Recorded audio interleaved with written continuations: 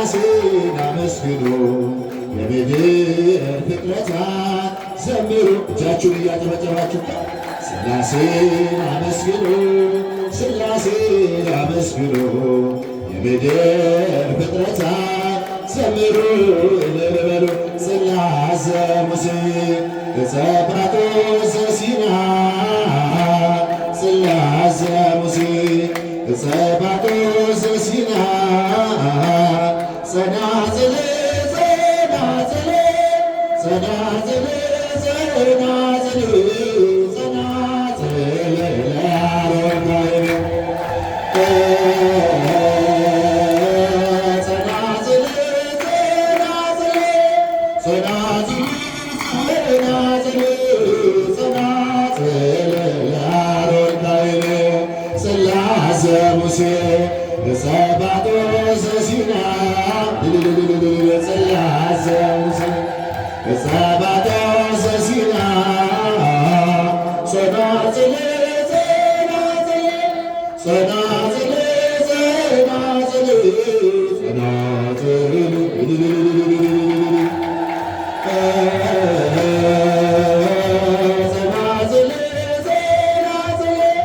ጸናጽል ጸናጽል ጽላተ ሙሴ ዕፀ ጰራቅሊጦስ ዘሲና ጽላተ ሙሴ ዕፀ ጰራቅሊጦስ ዘሲና ጸናጽል ጸናጽል ጸናጽል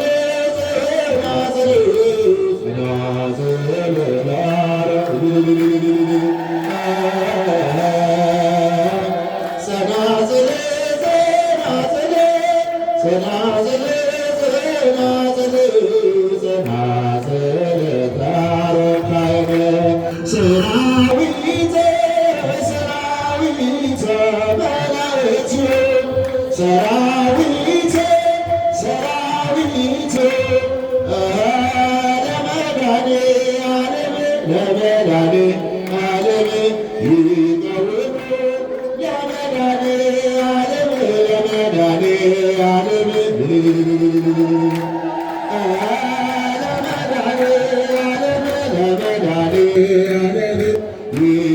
መላእክቱ ሰራዊተ መላእክቱ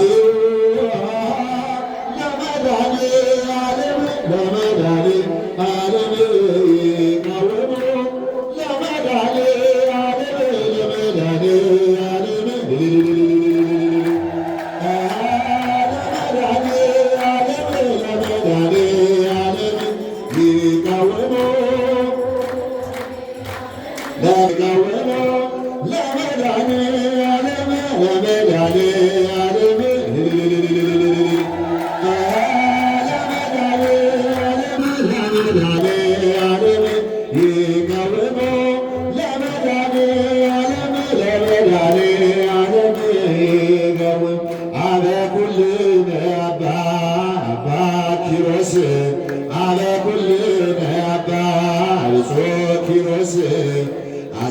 አስተጋብአነ በስብሐተ እግዚአብሔር አስተጋብአነ በስብሐተ እግዚአብሔር አበ ኩልነ አባ ብፁዕ ኪሮስ አበ ኩልነ አባ ኪሮስ አስተጋብአነ በስብሐተ እግዚአብሔር አስተጋብአነ በስብሐተ እግዚአብሔር የሁላችን አባት አባ ኪሮስ የሁላችን አባት አባ ኪሮስ እኛን ሰብስበን በአምላካችን ምስጋና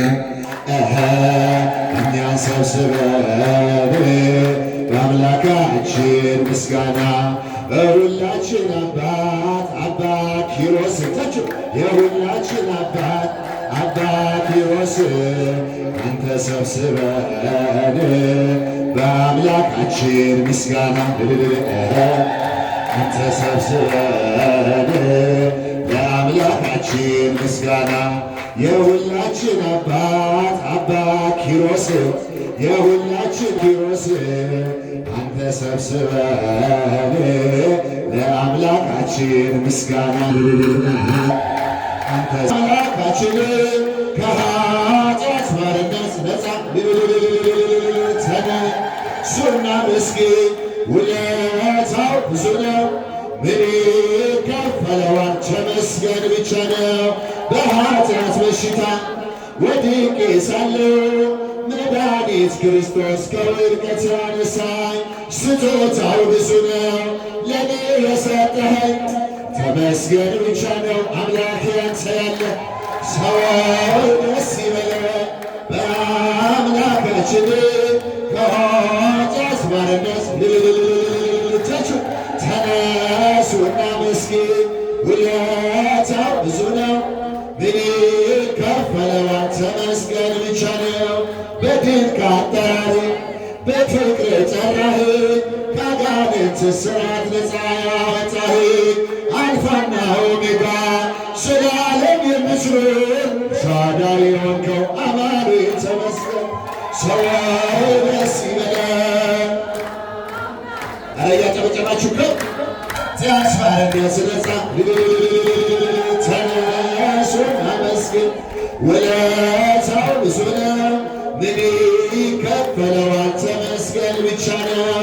የዕዳ ደብዳቤ ጌታ የቀደደ የማዳኑን ሥራ በዓይኔ አይቻለሁ።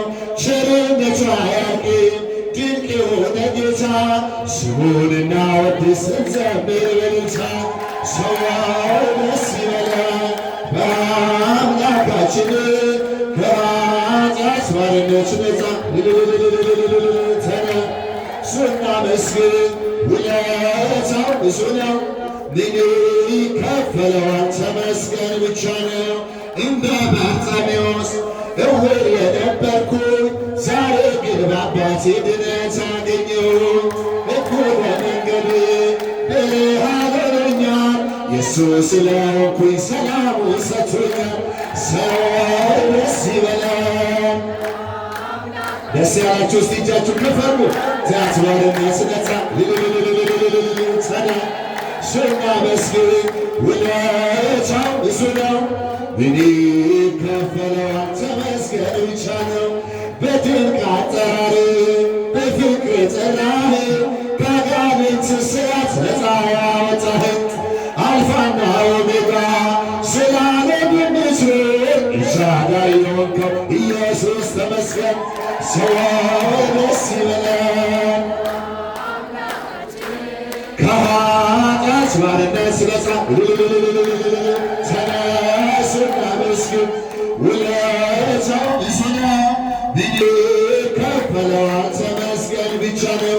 አንደበቴን ያውጣ የምስጋና ቅኔ አባቴን ማዳን አይቻለሁ ባይኔ በገባው ሰማይ ፀሐይን ያቆመ ዛሬን ጎብኝቶኛል እየደጋገመች አንደበቴን ያውጣ የምስጋና ቅኔ የአምላኬን ማዳን አይቻ እስቲ ማዳኑ ያያችሁ በገባው ሰማይ ዛሬን ጎብኝቶኛል እየደጋገመ ወጥመድ ተሰበረ እኔም አመለጥኩት ከኃጢአት ፍላጻ በሞት አተረፈኝ የአናብስት ዙሪያ በኃይሉ የሰካ የአባ ኪሮስ አምላክ ይኖራል ከእኛ ጋር። አንደበቴን ያውጣ የምስጋና ቅኔ የአባቴን ማዳን አይቻለሁ በገባው ሰማይ ፀሐይን ያቆመ ዛሬን ጎብኝቶኛል እየደጋገመ በዳዊት ምስጋና በያሬድ ዝማሬ ከቅዱሳን ጋራ ልዘምር አብሬ ብዙ ሳመሰግን መልኩን ምስክብር ለአባቴ ክብር ገና ዘምራለሁ። አንደበቴን ያውጣ የምስጋና ቅኔ የአባቴን ማዳን አይቻለሁ ፀሐይን ያቆመ ዛሬን ጎብኝቶኛል እየደጋገመ አስፈሪው ነበልባል እሳቱ ሊያስነግሰኝ ነገሥታት ሊያውጁ ሁሉ ቢተወኝ ቢጠላኝ ማለት ጽናት ይሆነኛል ጌታዬ አንደበቴን ያውጣ የምስጋና ቅኔ የአምላኬ ማዳን አይቻል በቀባው ሰማይ ዛሬ ጎብኝቶኛል እየደጋገመ ሳሊለነ ማርያም ሳሊለነ እጃችሁ ሳሊለነ ማርያም ሳሊለነ አክሊለ ንጹሐን አክሊለ ንጹሐን ሳሊለነ አክሊለ ንጹሐን አክሊለ ንጹሐን ሳሊለነ አክሊለ ንጹሐን አክሊለ ንጹሐን ሳሊለነ አክሊለ ንጹሐን ሳሊለነ ለምኝልን ማርያም ለምኝልን ማርያም ለምኝልን የንጹሐን አክሊል የንጹሐን አክሊል ለምኝልን ቸቹ የንጹሐን አክሊል የቅዱሳን አክሊል የንጹሐን አክሊል የንጹሐን አክሊል ለምኝልን ሌላችንን ሰብሰብ አድርገን አባታችንን የሚለንን እንከታተላለን። የቆማችሁ ምናልባት ቁጭ ብትሉ አይምሮ እንዳይበተን፣ ምክንያቱም ሕሊና ካልተሰበሰበ ለመረዳት ጉዳዩ ያስጨንቀን ይችላል ማለት ነው። ወብንተ ይበቅዖ ለሰብ ለእመ ኩሎ ዓለም ረብሃ ወነፍሶ ሃጉለ ሰው ዓለሙን ቢነዳ ይገዛ ቢያተርፍ ነፍሱን ካጎደለ ምንድነው ጥቅሙ? የቅዱስ ማቴዎስ ወንጌል ምዕራፍ 16 ቁጥር 26 ተወዳጁና አስተዋዩ የኢትዮጵያ ኦርቶዶክስ ተዋሕዶ ቤተክርስቲያን በእውቀት ካሳደገቻቸው መካከል አንዱ መልአከ ብስራት መምህር አብርሃም የዚሁ ጥንታዊና ታሪካዊ ቤተክርስቲያን ዋና አስተዳዳሪ ወንጌላዊው ማህሌታዊው በዚሁ ጉባኤውን የሚመሩ መምህር መጋቢ ሐዲስ ሰላይ የቤተክርስቲያን ስብከተ ወንጌል መምሪያ ኃላፊ ጊዜን በአግባቡ ለመጠቀም መተኪያቸው የሚያስጨንቀን ሊቃውንተ ቤተክርስቲያን ጠበብት ሰባክያነ ወንጌል መምህራን ካህናት ዲያቆናት የጽሕፈት ቤት ሰራተኞች በየማይረጋችሁ የኢትዮጵያ ኦርቶዶክስ ተዋሕዶ ቤተክርስቲያን ስንዱ እመቤት እንከን የለሽ የምትባለዋ ለደስታና በደስታ በ40ና በ70 ቀን የወለደቻችሁ ኢትዮጵያውያን ወገኖቻችን አባቶቻችን እናቶቻችን ወንድሞቻችን እህቶቻችን ልጆች ሕፃናት በአጠቃላይ አይተን የማንጠገባችሁ ሁላችሁ እንደምን ሰነበታችሁ? እንደምን መጣችሁ? እንደምን አላችሁ? እግዚአብሔር ይመስገን ብለን እንድናመሰግነው በመመስገኛው ስፍራ አባታችን ቸሩ መድኃኔዓለም የቅዱሳኑን በዓል እንድናከብር ስለፈቀደልን ምስጋና የባህሪ ገንዘቡ ነውና እኛም መፈጠራችን እሱን ለማመስገን ነውና ቸሩ መድኃኔዓለም ስሙ ይክበር ይመስገን። እናትነት ከድንግልና ድንግልና ከእናትነት አስተባብራ ይዛ የተገኘች የቀደሙት አባቶቻችን እንደመሰከሩላት እምዬ ቅድስት ድንግል ማርያም ማለትም በንጽህናዋ ምክንያት በላይ በረቂቃኑ በመላእክት ዘንድ ሰው እንደመሆኗ መጠን የ15 ዓመት ቆንጆ የነቢያት ትንቢት የሐዋርያት ስብከት የሰማዕታት እናት የጻድቃን ጸሎት የባሕታውያኑ ገዳም የመነኮሳቱም አክሊል የሊቃውንቱ ምስጢር የካህናት ማዕጠንት የዲያቆናት መብራት የደናግል መመኪያ የሁላችን አለይታችን እምዬ ቅድስት ድንግል ማርያም ስሟ ለዘላለም ይክበር ይመስገን። ሥጋውን ለመብላታችን ደሙን ለመጠጣታችን ምክንያት የሆነን ጌታችን መድኃኔዓለም የተሰቀለበት ቅዱስ መስቀል ስሙ ይክበር ይመስገን።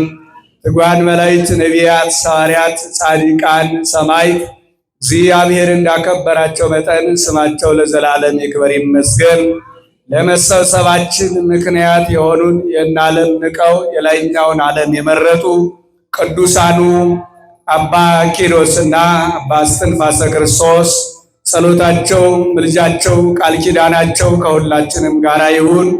የኢትዮጵያ ኦርቶዶክስ ተዋሕዶ ቤተክርስቲያን ስንዷ እመቤት እንከን የለሽ የምትባለዋ ለትምህርቷ መነሻ ያላት መድረሻ ያላት ንባብ ያላት ትርጓሜ ያላት ምሳሌ ያላት ሕይወት ያላት ታሪክ ያላት እንደመሆኑ መጠን ቀደም ሲል እንደሰማችሁት ነብሳችሁ የሰማችሁ ማለት ነው።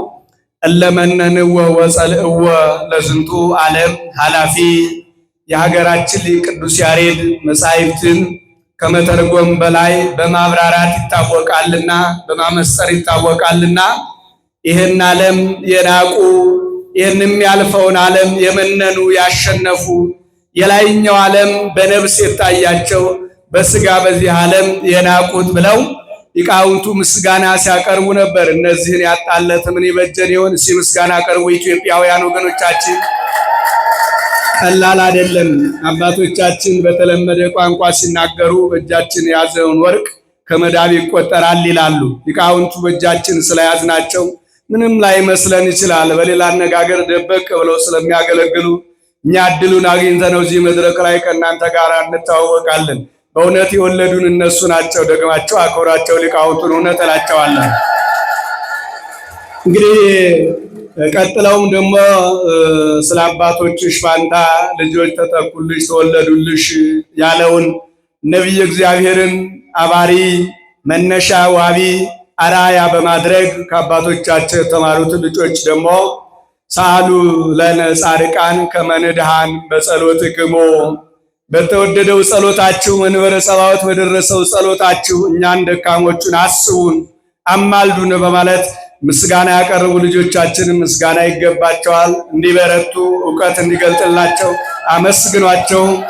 በዚሁ አጋጣሚ ዓለም እያስጨነቀችን ስለሆነ ልጆቻችን ወደ ሰንበት ትምህርት ቤት እንደዚሁም ይህ ቦታ የሚታወቀው በጉባኤ ቤት ነውና ወደ ልጆቻችሁን ወደ ሊቃውንቱ አንጧቸው፣ ጥሯቸው፣ አቀላቅሏቸው፣ አገናኟቸው። ትንፋሻቸው መድኃኒት ነው። ሊቃውንቱ እንደነገሩን አባቶቻችን እንኳን አስተምረው እንዲሁ እፍ ካሉባቸው ራሱ ምስጢር እንደሚገለጥ የነበሩት አባቶቻችን ወደፊትም የሚቀጥሉት አስተምረውናል።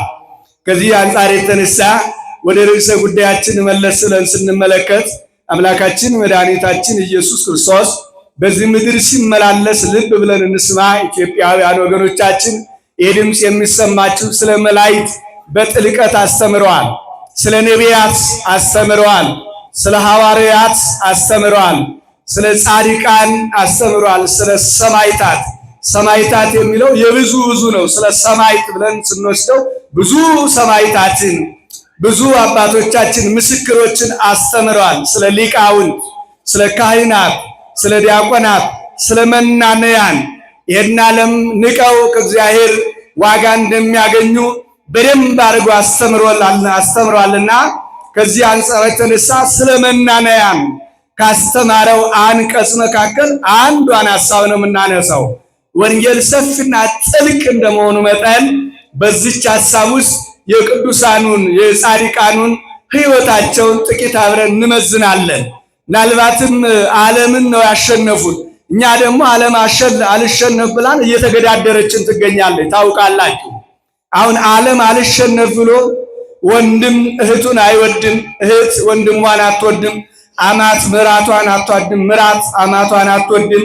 አንግባባ፣ የጎሪጥ እየተያየን ታውቃላችሁ። ችግሩ ምንድነው ሲባል እኔ ልብላ፣ እኔ ልጠጣ፣ እኔ ልሾም፣ አንተ ጫማ ሁነኝ፣ የኔ ሰራተኛ ሁን አንተ፣ እኔ በአንተ ላይ ልንገስ። ይሄ ነው ጉዳዩ። አባቶቻችን እንግዲህ ያው የምናየው የሚብለጨለጨው የምታዩት ፎቁ ሌላውም ዝርዝሩ አይታያቸውም። ለምንድን ነው የማይታያቸው ሲባል ይህን ዓለም እንደሚያልፍ እርግጠኞች ናቸው። አንድ ሁለተኛ ይህ ዓለም የመኖሪያ ዓለም ሳይሆን የንግድ ዓለም እንደሆነ ጠንቅቀው ያውቃሉና ስለዚህ እንደው አባቶቻችን ሲሰበክ ምዕመናን ወገኖቻችን 365 ቀናት የኢትዮጵያ ኦርቶዶክስ ተዋሕዶ ቤተክርስቲያን እንግዲህ አታቋርጥም ታስተምራለች። በልዩ ልዩ መልኩ ያው ኪዳኑ ትምህርት ነው፣ ማህሌቱ ትምህርት ነው፣ ቅዳሴው ትምህርት ነው፣ ገድሉ ትምህርት ነው፣ ድርሳኑ ትምህርት ነው። የስብስብ ትምህርት ነው በራሱ። በግራ በቀኝ መቀመጥ አባታችን ክብራቸውን ጠብቀው ወንበራቸውን ጠብቀው ሊቃውንቷቸው ከበዋቸው፣ ካህናቱ ከበዋቸው፣ እናንተ ከሳቸው እየተባረካችሁ ታቦታቱ ደግሞ በቃል ኪዳን እየተባረከ ትምህርት ነው በራሱ። እንዲያውም ይሄ ትምህርት ምን ይባላል መስላችሁ? ምእመናን አካላዊ ትምህርት ይባላል። የሚዳሰስ ትምህርት፣ የሚጨበጥ። ይህንን ትምህርት አለመረዳት በጣም ከባድ ነውና ወገኖቻችን የኢትዮጵያ ኦርቶዶክስ ተዋሕዶ ቤተክርስቲያን የምታስተምረውን ሌሎች በቴሌቪዥን መስኮት ነው የሚያዩ፣ በርቀት ነው የሚያዩ። እኛ በስዕል ነው የምናየው፣ በተግባር ይህን ያደረገ መድኃኔዓለም ይክበር ይመስገን። ያለማጋነን አክብሩት ይህን ጌታ። ከዚህ አንጻር የተነሳ ጊዜና ሰዓትን በአግባቡ መጠቀም ይገባልና ምን ብሎ ነው ያስተማረን ባለቤቱ ኢየሱስ ክርስቶስ? ስለ ባህታውያኑ፣ ስለ መናንያኑ፣ ስለ መነኮሳቱ የዛሬን ያድርገውና እንዴት ብሎ ነው ያስተማረን ብለን ስንጠይቅ መልሱ ምንድነው ያለን? ልብ በሉ። ሰው ዓለሙን ቢነዳ ቢገዛ ቢያተርፍ ነፍሱን ካጣ በቀጥታ ሲቀመጥ ወይም ደግሞ ነፍሱን ካጠፋ፣ በሌላ አገላለጽ ነፍሱን ካጎደለ፣ ሲኦል ከገባ ማለቱ ነው። ገሃነም ከገባ ትርፉ ምንድነው? ኪሳራ ነው ትርፉ ማለት ነው። ትርፉ ኪሳራ ነው ማለት ነው። ትርፉ መበላት ነው ማለት ነው። ትርፉ ወደ ጨለማ መውደቅ ነው ማለት ነው። ትርፉ ወደ እንጦሮጦስ መውረድ ነው። ብዙ ጊዜ ስለ ሲኦል በስዕል መልኩ ብዙ ይነገረናል፣ ግን አናስታውሰው። ሲኦል ማለት ጨለማ ቦታ ማለት ነው። ሲኦል ማለት ገላጋይ የሌለበት ቦታ ማለት ነው። ሲኦል ማለት ትሉ የማያንቀላፋ እሳቱ የማይጠፋ እንደሆነ ሊቁ ጎርጎርዮስ ዘኑሲስ እሳቱ ዘይጠፍ ወእፄሁ ዘይደክም ይላል። ምዕራፍ 27 37 ላይ አነቡ። በጣም የሚደንቅ ነው። እሳቱ የማይጠፋ እዛ የሚንቀለቀል እሳት አለ ማለት አይደለም። ድርጊቱን ነው እየነገረን ያለው። እዛ የሚበላም ደግሞ ትል የለም ይርመሰመስ፣ ግብራችንን ነው የሚገልጠው። በዚህ መንገድ ይገልጣል። ታዲያ እንዲህ አይነት ቆሻሻ ሰፈር ከሆነ ለምን እንጣላለን? ለምን እንጋጫለን? ለምን እንለያያለን? ለምን ጥቅም ይደልናል? ለምን ውበት ይደልልናል? ለምን የሚያልፍ ነገር የሚቀየር ነገር ጊዜ የሚገድበው ነገር እንዴት ሊያታልለን ይገባል ብለን ስንጠይቅ መልሱ ወንጌልን በልምድ እየኖር ነው። አልገባ ብሎን ንባብ እየሆነብን አያችሁ፣ በህይወት አልኖራል ነው። አባቶቻችንን ስናከብራቸው ወንጌልን በህይወት ኖረውታል ብለን ነው። አመስግኗቸው። በህይወት ነው የኖሩ፣ በምልክት አይደለም። ምዕራፍና ቁጥር ናቸው። እና አባ ኪሮስ እና አባ እስትንፋሰ ክርስቶስ፣ ነቢያቱ፣ ሐዋርያቱ፣ ጻድቃኑ፣ ሰማዕታቱ፣ ደናግሉ፣ መነኮሳቱ የተንቀሳቃሽ መጽሐፍ ናቸው። አመስግኗቸው ባካቸው። ተንቀሳቃሽ መጽሐፍ ናቸው። ታዲያ እንግዲህ አምላካችን መድኃኒታችን ኢየሱስ ክርስቶስ ስለ ብሕትውናም ብዙ ጊዜ እንደ ቅዱስ ጴጥሮስ እየኖሩት ይጠይቁት ነበረ። እንደው ምእመናን ልብ በሉና ይሄን ቋንቋ ስሙኝ አደራችሁን። እየኖሩት ራሱ አይገባቸውም ነበር። በተለይ ቅዱስ ጴጥሮስን ብናነሳ ኩሎ ሀደግነ ወተሎናከ የሚለው ሐሳብ በዚህ በማቴዎስ ወንጌል ምዕራፍ 19 24 እስከ 30 ነብዩ እቤታቸው ስፋት ሁሉን ተከተልን። አሁን ተከተልን የሚለው ሐሳብ ምንድነው? ወደ ደሞዝ አንጣ የሚል ሐሳብ አለው ማለት ነው። ወይ ደግሞ የሚዳሰስ የሚጨበጥ ነገር አንጣ፣ አሁን አሳየን፣ ወይ ይህን ያህል እንከፍላለን እከፍላቸዋለሁ በለን፣ እንደው ነገሩን ስናሳድገው ይህን ያህል ዶላር በለን የሚል ሐሳብ አለው። እንደምን አረፈዳችሁ? እየተግባባን ነው? አንግባባን በሉና ጥሩ አድርጋችሁ ልልበሉ።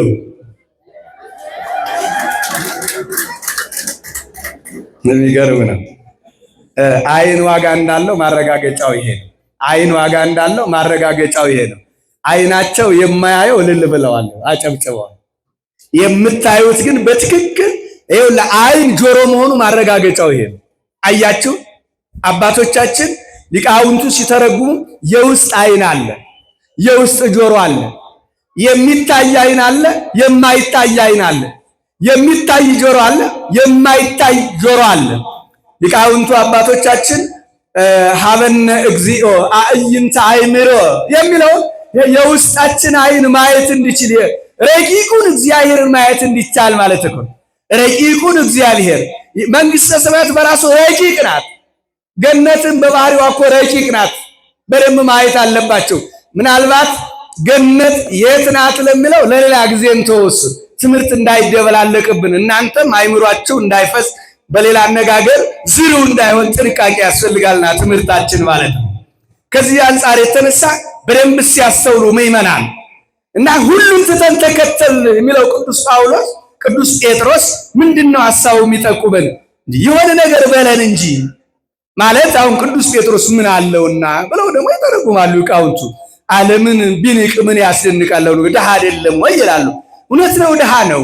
በአጠቃላይ ሁላችን ድሃ አይደለም። እንኳን እሱ ዓለም በመሃል እጅ የገዛ መድኃኔዓለም ድሃ ተብሎ የለም ተብሏል እኮ እንዳይረሳ። ይሄ እፎ ቤተ ነዳይ ሀደረ ከመ ምስኪን ማለት እንዳንድ ድሃ በዚች በብላቴና በ15 ዓመት ቆንጆ እንዴት ተወሰነ ማለት ድሃ ነው ማለት ነው። ይሄ ብቻም አይደለም እኮ ድህነቱን በተግባር አሳይቶናል እኮ። ሲርበው አይተነዋል። ግብጽ ሄዶት ሲርበው አይተነዋል። ይሄ ነው ድህነት ማለት እኮ፣ ሌላ አይደለም። ራበይ ማለት ነው አይደል? ጠማይ ማለት ነው። የአስተሳሰብ ድህነት እንዳይኖረን ግን አደራ ኢትዮጵያውያን። እንደምን አረፈዳችሁ። አሁን ችግር የገጠማት ቤተክርስቲያኒቱ፣ ቤተመንግስቱ፣ ቤተክህነቱ፣ መንደራችን፣ ሰፈራችን፣ ትዳራችን ችግር የገጠመው የሚበላ የሚጠጣ ጠፍቶ አይደለም። አየርም አልተዛባም። እግዚአብሔር ይክበር ይመስገን፣ አልተዛባም። የትላንትና የአባቶቻችን አየር ቀጥሏል፣ ሰላም ነው። እውነት ለመናገር እግዚአብሔር ቸርነቱ አልተቋረጠብንም፣ ሊቋረጥም አይችልም የእግዚአብሔር ቸርነት። ችግሩ የኛ አስተሳሰብ ግን ጠቧል። በመንደር ተወስኗል፣ በቋንቋ ተወስኗል፣ በዘር ተወስኗል፣ በስልጣን ተወስኗል፣ በውበት ተወስኗል፣ በጥቅም ተወስኗል፣ እኔ ባነኝ በሚለው በእኔነት ተወስኗል፣ ጠቧል። ሀገሪቷ ምድሪቷ ኢትዮጵያ የዘረባትን የምታበቅል ለምለም ተመልከቱ። አየሩ ተስማሚ፣ ዝናቡና መሬቱ የተስማማለት። አሁን ወቅቱ ስለ ዘር ይነገራል። ልብ ብላችሁ ስሙ፣ አስተውሉ ወገኖቻችን ኢትዮጵያውያን። ምድሪቷ ምንም ችግር የለባትም፣ አየሩ ምንም ችግር የለበትም። የኛ አመለካከት ነው አሁን ችግር ያለው። ችግሩ እኛ ላይ ነው። በቀጥታ ሲታይ ችግሩ እኛ ላይ መሆኑ እንዳይዘነጋ። አሁን ምንድነው ቅዱስ ጴጥሮስ ለማለት የፈለገው? እና ሐሳቡን አንድ አህያና አንድ በሬ ያለው አሁን ይሄ ምን አጓጉቶት ነው ሁሉን ትተን የሚለው ይሉታል አባቶቻችን። እንዴ እንወር ባይ ህይወቱ ቀላል ነው። አብሮ መብላቱ መጠጣቱ፣ ከሰፈር ጋር ግርግር ማለቱ ቀላል እኮ አይደለም። በኢየሩሳሌም ከተማ ላይ እንዲያውም አረጎ ደሳሳ ቤትም እንዳለችው ተጽፏል። ኢየሩሳሌም ያላችሁ ሰዎች ሂዱና አረጋግጡ። የሄዳችሁ ማለት ነው። እኛ አላየነውም። በትርጓሜ አባቶቻችን የነገሩን ግን ደሳሳ ጎጆ እንዳለች ተከብራ እንደምትጎበኝም ነግረውናል። እኔ አላየሁትም ማለት ነው። እና ቀላል አይደለም። ደሳሳ ጎጆ አለችው ማለት ነው። በሌላ አነጋገር አንድ አህያም ዋጋ አለው፣ አንድ በሬም ዋጋ አለው። አሁን ትልቁ ሐሳብ ዓለምን መናቅ የሚቻለው ሁሉንም ወደኋላ እንዳሮጌ ጨርቅ ጥሎ ነው የሚለውን ሐሳብ ስንረዳው ቅዱስ ጴጥሮስ እንወር ባይ ህይወቱን ነው እየጠየቀ ያለው ማለት ነው። እንወር ባይ ህይወቱን ያያችሁ፣ ይሄ መኖር የሚለው አደገኛ ነው፣ ከባድ ነው። እና ይህንን ባስተማረበት አንቀጹ ስለ ባህታውያን ማጠቃለያ ተናግሯል። ቁጥር 30 ላይ ማጠቃለያ ተናግሯል። ቅዱስ ጴጥሮስ የጠየቀውን ጥያቄ መልሷል ጌታ ማለት ነው። ምእመናን እንደምን አረፈዳችሁ። ጠይቀን ያልተመለሰ ጥያቄ የለም። በሰፈራችን የለም፣ በትዳራችን መካከል የለም፣ በመንደራችን የለም፣ በስራ ገበታችን የለም። በዚህ በህብረተሰባችን ውስጥ በፍቅር መካከል ጥያቄ ምልክት አልተንጠለጠለባችሁ? ተንጠልጥሎብናል። እውነት ለመነጋገር ጥያቄያችን ትክክል ስላልሆነ ጥያቄው ይንጠለጠላል፣ ይቀጥላል፣ እንደተንጠለጠለ ይቆያል እስከ ዓለም ምጽአት ማለት ነው። ልብ ማለት የሚያስፈልገው እዚህ ላይ የቅዱስ ጴጥሮስ ጥያቄ ዓለምን ሙሉ ለሙሉ እንዲንቅ ስለሆነ የተፈለገው ምን አለው? ይሄን ዓለም የናቁ ገንዘባቸውን፣ ንብረታቸውን፣ ሀገራቸውን፣ ወገናቸውን፣ ገንዘባቸውን በአጠቃላይ ይህን የሚብለጨለጨውን ዓለም የናቁ በኋላ እኔ በፍርድ አደባባይ በምቀመጥበት ጊዜ በ12 ወንበር ተቀምጣችሁ ትፈርዳላችሁ። ይሄ ነው የእናንተ ደሞዝ አላቸው ማለት ነው። ይሄ ነው የእናንተ ደሞዝ። የአባ ኪሮስ ደሞዝ ይሄ ነው ማለት ነው። የአባ እስትንፋሰ ክርስቶስ ደሞዝ ይሄ ነው። የነቢያቱ ደሞዝ፣ የሐዋርያቱ ደሞዝ ይሄ ነው። የጻድቃኑ ደሞዝ፣ የሰማዕታቱ ደሞዝ ይሄ ነው። የቅዱሳኑ ደሞዝ ይሄ ነው። የሚቆጠር ብር አይደለም፣ ዶላር አይደለም። ይሄን ብቻ ብሎ አላቆመም። ስለ 100 እጥፍ ዋጋ እንዳለው ተናግሯል። ዛሬ በአባ ኪሮስ በኩል 1 ሳንቲም ስትሰጡ 99 እንደሚያተርፍ ወንጌል ምስክር ነው። እንደምን አረፈዳችሁ። አመስግኑት ይሄን ጌታ። በ1 ብር 99 ሲያተርፍ አንድ ብር ሰጣችሁ 99 መቀበል ነው። አመስግኑት። ይሄን ነው የነገረን ወንጌሉ፣ የነገረን ይሄን ነው። በደንብ በግልጽ ቋንቋ መቀመጥ አለበት ወገኖቻችን። ሰዓት እየሄደ ነውና በአጭር አነጋገር ዓለም የሚለውን ቋንቋ ጥቂት እንድንገነዘበው ያስፈልጋል። ዓለም የሚለው ቋንቋ ምንድን ነው? መጀመሪያ እናንተ ምንም የተረዳንበት መንፈስ ምን ይመስላል? ዓለምን የምናውቅበት ዓለም ለመሆኑ ምንድን ነው ካልን በትርጓሜያችን እይታ ሊቃውንቱ አመቻችተው ሲያስቀምጡት 4 አይነት እይታ ያስቀምጣሉ። አንደኛው ዓለም ይሄ የሚያልፈው ዓለም ነው። ሁለተኛው ዓለም በሚያልፈው ዓለም ላይ ያለ የሰው ልጅ አጠቃላይ ነው ማለት ነው። ገሌ አባ ገሌ ጠቅላይ ሚኒስቴር የለም፣ ፕሬዝዳንት የለም፣ ፓትርያርክ ሊቀ ጳጳስ የለም፣ ዓለም ይባላል። በአጠቃላይ የሰው ልጅ ማለት ነው። ሶስተኛው ዓለም ተብሎ የተገለጠው ይሄንን ዓለም የሰውን ሕይወት የሚያተራምስ ገንዘብ፣ በሁለተኛው ትርጓሜ ስልት ደግሞ ገንዘብ ብቻ ተብሎ አልቆ ስልጣን ተብሏል።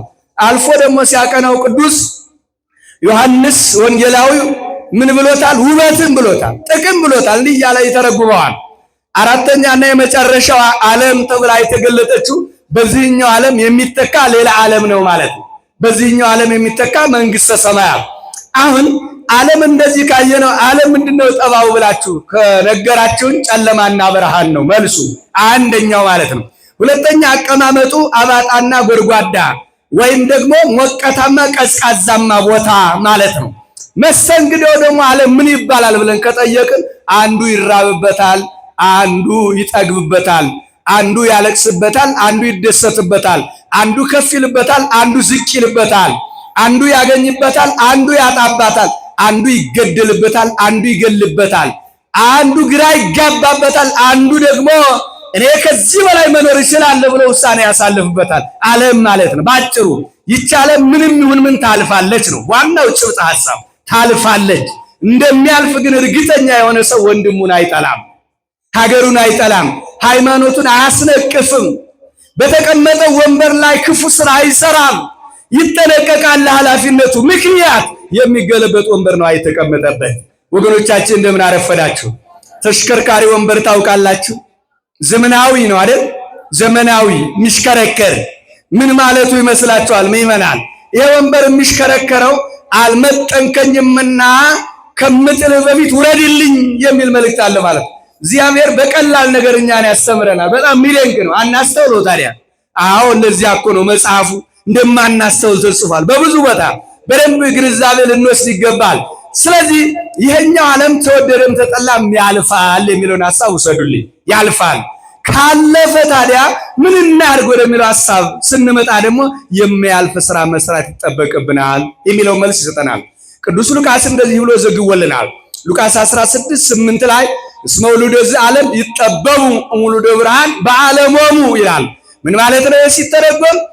ከብርሃን ልጆች ይልቅ የዚህ ዓለም ሰዎች በዓለሞሙ ማለት እዚህ ላይ አሁን ገንዘባቸው፣ ትዳራቸው፣ ሚስታቸው፣ ልጃቸው፣ ተቋማቸው፣ ስልጣናቸው፣ ውበታቸው፣ ሰውነታቸው ብለን ልንተረትረው እንችላለን፣ ልንተረጉመው እንችላለን።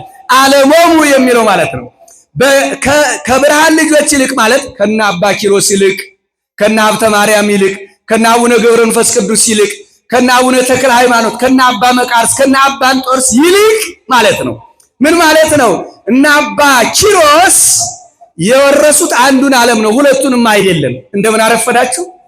አይሰማኝም። ስንቱን ዓለም ነው የወረሰው አባ ኪሮስ? አንዱን ብቻ። ይሄኛውን ዓለምም አልወረሰም። እኛ እንደ ድል ፋንታ ሁለቱን ዓለም መውረስ እንችላለን።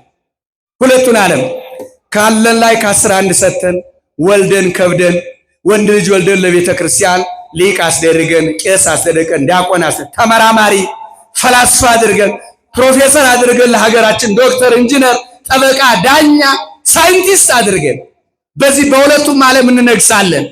ታዲያ ከብርሃን ልጆች ይልቅ ማለት አሁን ብርሃን የተባለውን እዚህ ላይ ክርስቶስ ነው ማለት ወይ መድኃኔዓለም ነው። ከክርስቶስ ልጆች ከጻድቃን ይልቅ የዚህ ዓለም ሰዎች በገንዘባቸው ይራቀቃሉ ማለት የሁለት ዓለም ገዢዎች ናቸው ማለት ነው። ምዕመናን ከገባቸው የሁለት ዓለም ወራሾች ነን እኛ። የሁለት ዓለም ወራሾች ነን። ልብ በሉ። ተተጠቀምን ነው ታዲያ። በገንዘባችን ከተጠቀምን፣ በስልጣናችን ከተጠቀምን፣ በእውቀታችን ከተጠቀምን፣ በሚያልፈው ገንዘባችን ከተጠቀምን የሁለት ዓለም ወራሾች እንሆናለን። እኔ ግን እንደሚገባኝ ከሆነ የሁለት ዓለም ስደተኞች ነን። አሁን እንደምን አረፈዳችሁ? የስንት ዓለም ስደተኞች ነን? የሁለት ዓለም ስደተኞች ነን። እዚህ ስንኖር ሳንግባባ፣ አብረን ሳንበላ፣ ሳንጠጣ፣ ሳንደማመጥ፣ የወደቀውን ሳናየው፣ የራበውን ሳናየው፣ የጠማውን ሳናየው፣ ቀን የጎደለበትን ሳናየው፣ ስደተኛውን ሳናየው፣ እስር ቤት ያለውን ሳናየው፣ ሆስፒታል ያለውን ሳናየው፣ ጸበል ያለውን ሳናየው ስንንገበገብ አንድ መኪና ገዝተን ሁለተኛ አስፈልጎን፣ አንድ ፎቅ ሰርቶን ሁለተኛ አስፈልጎን ድሃ ሳንመለከት ሞት የሚባል ባለጋራ ዳኛ ይመጣል። አያዳላ፣ አይፈራ። ለምን ጥይት የማይበሳው መኪና ይዘሽ አትሽከረከሪም? አይፈራው።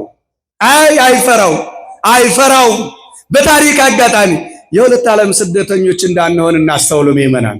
ቅዱሳኑ ይሄን ነው ያዩት፣ አባቶቻችን ያዩት ይሄን ነው። ከዚህ አንጻር የተነሳ ሁለተኛው ዓለም የሚያልፍ መሆኑን እርግጠኛ ከሆንን የማያልፍ ስራ መስራት ግን እንዲጠበቅብን ከአባቶቻችን ሕይወት እንማራለን ማለት ነው። ሁለተኛው ዓለም ተብሎ የተገለጠ የሰው ልጅ ነው። በአጠቃላይ ሁላችን ማስረጃ ብዙ ማለት ይቻላል። የቅዱስ ዮሐንስ ወንጌል ምዕራፍ 1 ቁጥር 10 ጀምረን ስንመለከት ወዓለምሰ ኢያእመሮ ወዓለምኒ ወጡ ኮረ፣ ዓለም አላወቀውም፣ ዓለም ግን በሱ ተከናወነ ይላል ቅዱስ ዮሐንስ ሲጽፍልን ወንጌሉ ማለት ነው። ዓለም በሱ ተከናወነ ማለት በእግዚአብሔር ሐሳብ፣ ዓላማ፣ እቅድ ተፈጠረ። ዓለም ግን አላወቀውም ማለት የተፈጠረው የሰው ልጅ ሰው አላወቀውም ማለት ነው። እዚህ ላይ ሲተረጎም ማለት ነው። ግልጽ ቋንቋ ለማስቀመጥ አንተም ውእቱ ብርሃኑ ለዓለም የማቴዎስ ወንጌል ምዕራፍ 5:14 ላይ ስንመለከት እናንተ የዓለም ብርሃን ናችሁ። የምን ብርሃን ናችሁ? ኧረ ይሰማል። የዓለም ብርሃን ናችሁ ማለት ትርጉሙ ቀጥታ ሲቀመጥ የሰው ብርሃን ናችሁ ማለት ነው። የሰው ብርሃን፣ ሊቃውንቱ ብርሃን ናቸው። ካህናት ብርሃን ናቸው። ዲያቆናት ብርሃን ናቸው። ቅድስት ቤተክርስቲያን ለልጆቿ ብርሃን ናት። አክብሯት ይችን ቤተክርስቲያን ወገኖች፣ የኢትዮጵያውያን አክብሯት። ሊገባችሁ ይገባል፣ ሊገባን ይገባል። የዓለም ብርሃን ናችሁ ማለት የሰው ብርሃን ናችሁ ማለት ሰው ለምንድነው ሰው በዚህ ልክ የተገለጠው ያልን እንደሆነ መልሱ በአጭር አነጋገር የሚያልፍና የሚያልፍ ባህሪ ያለው ማለት ነው። የሚያልፍ ባህሪ ያለው፣ የማያልፍ ጊዜያዊ ባህሪ ያለው፣ ዘላለማዊ ባህሪ ያለው፣ ምድራዊ ባህሪ ያለው፣ ሰማያዊ ባህሪ ያለው። ምድራዊ ባህሪ የሚባለው የፊዚካላችን የሚታየው ሰውነታችን ማለት ነው። ይሄ የሚያልፈው ሰው ከመሬት የተገኘ ከዓለም የተገኘ ንብረት ነው፣ ያልፋል። የማታልፍ ደግሞ በውስጥ ነፍስ አለች፣ እሷ አታልፍም። የመጣችበት እንደማይታወቅ ሁሉ ወደ አመጣት ተመልሳ ትሄዳለች ማለት ነው። ስለዚህ ዓለም የተባለ ሰው ነው። በምኑ? በሚታየው ፊዚካሉ፣ በሰውነቱ፣ በስጋው፣ በስጋችን በአጠቃላይ ማለት ነው። ይህን መውሰድ ያስፈልጋል ወገኖቻችን። ሶስተኛውና የመጨረሻው ዋናው ዓለም ተብሎ የተገለጠ ቅድም ያልኳችሁ ነው። ገንዘብ፣ ስልጣን፣ ደምግባት፣ ጥቅም፣ እነዚህን የመሳሰሉ ማስረጃ ይታፍቅርዎ ለዓለም ወዘሰ አፍቀሮ ለዓለም ያሎ ፍቅረ እግዚአብሔር ላሌሁ ይላል ቅዱስ ዮሐንስ 2:15 ላይ ዓለምን አትውደዱ፣ በዓለም ውስጥ ያለውን ሁሉ አለና ዓለምን የወደደ የእግዚአብሔር ፍቅር የለውም ይላል። ማንን የወደደ? ገንዘብን የወደደ ማለት ነው። ስልጣንን የወደደ ማለት ነው። ቋንቋን የወደደ ማለት ነው። ቤትን የወደደ ማለት፣ ፎቅን የወደደ፣ ዘመናዊ መኪናን የወደደ፣ የሚያልፍ ነገርን የወደደ ማለት ነው። ልብ በሉ። ታዲያ ምን ዓለምን አትውደዱ ማለት አትኖሩበት ማለት ነው? አይደለም። በመጠን ኑሩ የሚለውን ሐሳብ ያመጣልናል። በመጠን መብላት፣ በመጠን መጠጣት፣ በመጠን መሮጥ ይገባል። አባቶቻችን በልካቸው ነው የኖሩት። ደጋጎቹና አብርሃምን ስንመለከታቸው በዓለም እየኖሩ ምስጢረ ሥላሴ ተገልጦላቸዋል። 10ኛው ማዕረግ ላይ ደርሰዋል። እኛ ግን ከዓለም ተለየን ብለን እንኳን ሁሉ አይሳካልን። በጣም የሚደንቅ ነው። አብርሃም ትዳር እየመራ ምስጢረ ሥላሴን ማየት እድል ገጥሞታል። ምስጢረ ሥላሴ ማየት ማለት 10ኛው ማዕረግ ማድረስ ማለት ነው። መድረስ ነው፣ ሌላ ነገር። ለካ በትዳር ዓለም መብቃት ይቻላል ማለት ነው። ካወቅንበት ትዳር እየመራን ተቋም እየመራን የድሮ ነገሥታት አባቶቻችን ምስጢር ይገለጥላቸው ነበር። ሀገር እየመሩ እኮ ነው። ሚኒስቴርነት ይዘው እኮ ነው። ዝም ብሎ መስሏቸው ነው እንዴ? ተመልከቱ አባቶቻችን ቤተ ክህነት ከቤተ መንግስት ያልተደበላለቀባቸው ያልተተራመሰባቸው ወገናቸው የወደዳቸው ሀገር የወደዳቸው ሃይማኖት የተገለጠባቸው ፍቅር የተገለጠባቸው ሲርበን የሚያማቸው እንደሚርባቸው እርግጠኛ የሆኑ ሲጠማን የሚጠሙ ስንታመም ዝቅ ብለው የሚያዩን የሚያግዙን በአባቶቻችን በኩል የሚያጸልዩልን ነበሩን። አባቶቻችን በነበር ቀረግን እኛ ዘመን ላይ ሲደርስ ይከብዳል። እንደምን አረፈዳችሁ። እንዳይረዝም እሰጋለሁ። ገንዘብ ነው ዓለም የተባለ አደገኛ ነው። ገንዘብ ማለት ያስፈልጋል። እዚህ ላይ አሁን እንግዲህ ብር የሚለው ነገር ቀላል ነገር እንዳይመስላችሁ እየበረረ አብሮ የት ሊሰደ እንደሆነ ማሰብ ያስፈልጋል። ቅዱሳኑ ይሄን አውቁት። አባ ኪሮስ ይሄን አውቀው በአስተንፋሰ ሌሎቹም አባቶቻችን በአጠቃላይ ጻድቃን የሚባሉ ነቢያት የሚባሉ ሐዋርያት አቀብተ ምንት ቀጥሉ በአጠቃላይ የእግዚአብሔር ቤተሰቦች ይሄ ገንዘብ ተራ እንደሆነ ወረቀት ሆነባቸው። ለነሱ ብር ትዳር የሚፈርስ ይታያቸዋል፣ ሲፈርስ ሲበጠበጥ ይታያቸዋል። ቤታቸው በዶዘር ሲፈርስ ይታያቸዋል። የላይኛው የማይፈርስ ቤት ይታያቸዋል፣ የተሻለው ቤት ይታያቸዋል። ረ ቅዱሳንና ክብሯቸው ባካቸው መይመናን በእውነት የሚገርም እኮ ነው። ከዚህ አንጻር የተነሳ ጠቅልል ባለ መልኩ ገንዘብ ዓለም እንደሆነ አውቀን በገንዘባችን ቤተክርስቲያን መስራት፣ በገንዘባችን ድሃን መርዳት፣ በገንዘባችን ትዳራችን መጠበቅ ማስጠበቅ፣ የራባቸውን የጠማቸውን የታሰሩትን ቀን የጎደለባቸውን የተሰደዱትን መቃኘት። እንደውም ቅዱስ ዮሐንስ አፈወርቅ አንድ የሚለው ነገር አለ። ሰውን በኃይለ ጸጋ ማድረጉ በድሃ ላይ መሾሙ ነው ይላል። ግን ምእመናን አያችሁኛ ገንዘብ የሰጠን ሊፈትነን ነው ማለት ነው። ትዳር የሰጠን ሊፈትነን ነው። መልክ የሰጠን ሊፈትነን ነው። ጊዜ የሰጠን ሊፈትነን ነው። እንዲህ አድርጎ ማየት መቃኘት ያስፈልጋል። እያንዳንዳችን ወገኖቻችን በዚህ ልክ እንጠቅለው። የመጨረሻ ዓለም ተብላ የተገለጠችው በዚህ ዓለም የምትተካዋ መንግስተ ሰማያት ናት። ለዛ ያብቃን ብላችሁ አባቶቻችንን አክብሯቸው። ለዛ ያብቃን። ባጭር ለማስረዳት የማርቆስ ወንጌል ምዕራፍ 10 ቁጥር 30 ላይ ስንመለከት ወበዓለም ዘየመጽእ ሕይወተ ዘላለም በሚመጣው ዓለም የዘላለም ሕይወት እናገኛለን ማለት በመንግስተ ሰማያትን ነው የሚነግረን ማለት ነው። አባቶቻችን እነ አባ ኪሮስ እና አባ እስትንፋሰ ክርስቶስ ይሄን ዓለም ንቀው የላይኛው ዓለም የወረሱበት ቀን ነው። ደስ ይበላችሁ። የላይኛውን ዓለም የወረሱበት ቀን ነው። ትልቅ ነገር ነው። ይሄን ዓለም ንቀው ከዚህ ዓለም የተሰናበቱበት ቀን ነው እያልኳችሁ ከሚያልፈው ዓለም ከጥቅማ ጥቅም ከዘረኝነት ከጎጠኝነት ዘር ጎሳ ቀለም ከሚጎትተው ዓለም በነገራችን ላይ አባቶቻችን አረፉ ብለን የምናከብረውን በዓል ጥንቃቄ ያስፈልጋል። እነሱ ያረፉት ከእናት ከአባታቸው ቤት ሲወጡ ነው። ልብ በሉ። ነቢያት ከእናት አባታቸው ሲወጡ አርፈዋል የሉ። ሐዋርያት ከእናት አባታቸው ሲወጡ አርፈዋል የሉ። ጻድቃን ከእናት ከአባታቸው ቤት ሲወጡ የሉም። ሰማዕታት ከእናት ከአባታቸው ቤት ሲወጡ የሉም። ይህን ዓለም ንቀዋል። በቃ አሸንፈዋል የሉም፣ ሞተዋል። ለዚህ ነው ቅዱስ ጳውሎስ ምንድነው ያለ እዚህ ገላትያ 6:14 ላይ በዓለም ሳለው ምንድነው ያለ ዓለም በእኔ ዘንድ የሞተች ነች፣ እኔ በዓለም ዘንድ። እሱ ነው እኮ ብህቱና ማለት እሱ ነው ዓለምን መናቅ ማለት። ዓለምን ንቀን አባቶቻችን ከገቡበት እንድንገባ የባለቤቱ ፈቃድ ይሁንልን። አባ ኪሮስ መላእክት ያልተለዩአቸው ያውም የብርሃን መላእክት አባታቸው ባይለ ጸጋ ንጉስ ተወዳጅ ተመልከቱ። የድሃ ልጅ ሆኖ ቢመንን አይደነቅም። የንጉስ ልጅ የሚኒስቴር ልጅ ባህታዊ ሲሆን አይደንቅም።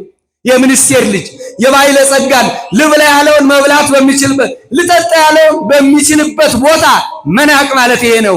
አባ ኪሮስ ሌሎቹንም አባቶቻችን በዚህ መንገድ ስናስባቸው ይህን ዓለም ንቀው የላይኛውን ዓለም ምርጫ ያስተካከሉበት ትልቅ በዓል ነው እያከበርን ያለ ነው። ደስ ይበላችሁ። ትልቅ ምርጫ ነው ይሄ። ምርጫቸው የማይፈርስ የማይበሰብስ የማይደበዝዝ ምቀኛ፣ ሌባ፣ ጉልበተኛ ሊሰርቀው የማይችል መንግስተ ሰማያትን መርጠው ሄደዋል። ወደ ላይኛው ዓለም አመስግኗቸው ወደ ላይኛው ዓለም ተሰናብተዋል። ወገኖቻችን በሚያልፈው ንብረታችን፣ በሚያልፈው ሰውነታችን፣ በሚያልፈው ጊዜያችን፣ በሚያልፈው ስልጣናችን እግዚአብሔርን ደስ አሰኝተን እግዚአብሔር አባቶቻችን በጠራበት ቋንቋ ጠርቶን አባቶቻችን ከገቡበት እንድንገባ የባለቤቱ ፈቃድ ይሁንን። ስላስተማረን ስሙ ይክበር ይመስገን። አመስግኑት።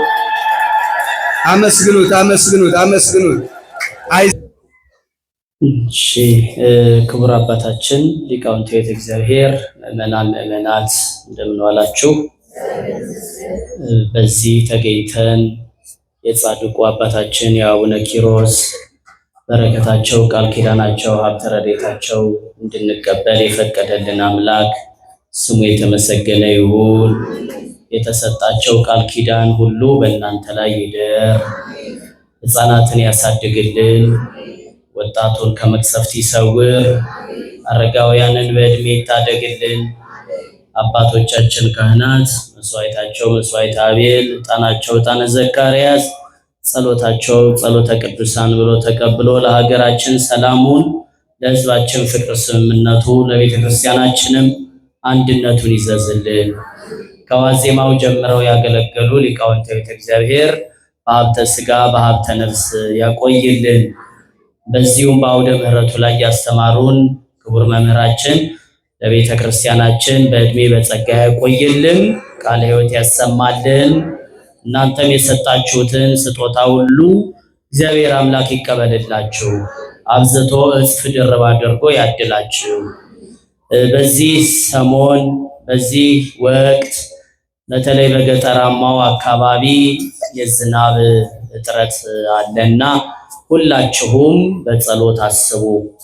እንዳው ከተማን ያው እብድና ዝናብ ይወደዋል ነው የሚባለው። እርግጥ ማንም አያጸዳውም ነበር፣ መንገዱ ያጸዳዋል፣ እውነት ነው። ግን ዝናቡ ደግሞ ዘር ወዳለበት አካባቢ መድኃኔዓለም በቸርነቱ ወስዶ መሬትን እንዲያረሰርስልን ፍቃዱ ይሁን። ከበዓሉ በረከት ረድኤት ያሳትፈን። አባታችን ሆይ በሰማያት ስምህ ይቀደስ፣ መንግሥትህ ፈቃድህ በሰማይ እንደሆነች እንዲሁም በምድር ትሁን።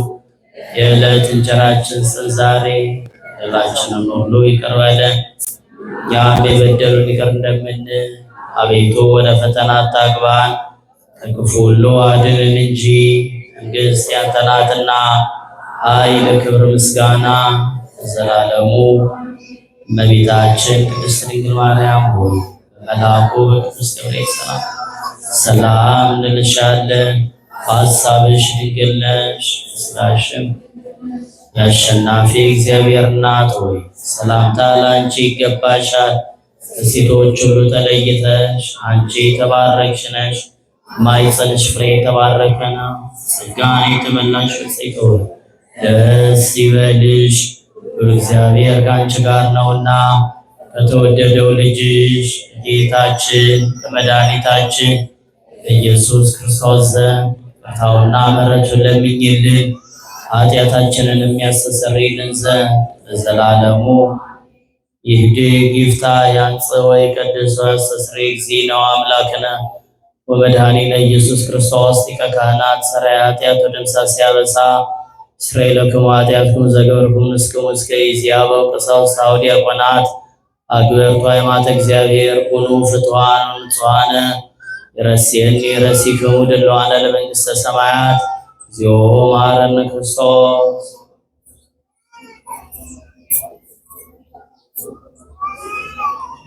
በሳለፈ የመሐረነ ወበዘይመጽእ ይቀበልነ በእንተ እግዝእትነ ማርያም።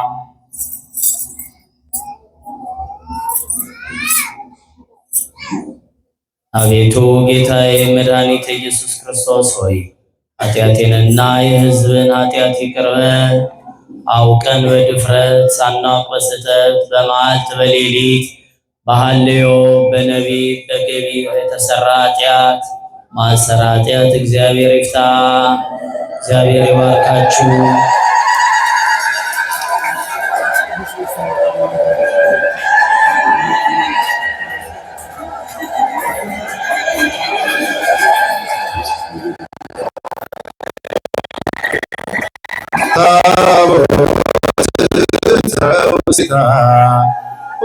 ኦሪትን ተውስቴታ ታቦት ተውስቴታ ኦሪትን ተውስቴታ ኦቶረ ይኬልልዋ በወርቅ ኦቶረ ይኬልልዋ በወርቅ ይኬልልዋ ኦቶረ ይኬልልዋ በወርቅ ኦቶረ ይኬልልዋ በወርቅ ይኬልልዋ ታቦትን ተውስቴታ ኦሪትን ተውስቴታ ታቦትን ተውስቴታ ኦሪትን ተውስቴታ በቾረ ይኬልልዋ በወርቅ በቾረ ይኬልልዋ በወርቅ